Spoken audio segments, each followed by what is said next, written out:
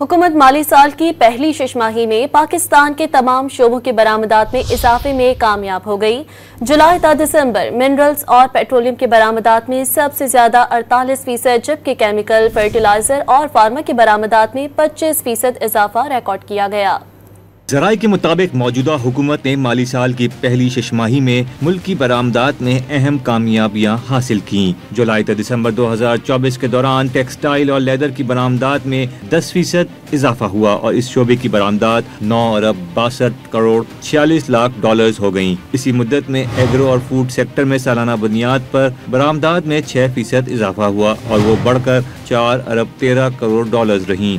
ज़राए ने बताया कि जुलाई से दिसंबर में सालाना बुनियाद पर मेटल्स और जेम्स की बरामदात 7% रहीं और इनका हजम 61 करोड़ 40 लाख डॉलर रहा, जबकि मिनरल्स और पेट्रोलियम की बरामदात में 48% इजाफा हुआ और वो बढ़कर 61 करोड़ 25 लाख डॉलर्स हो गईं।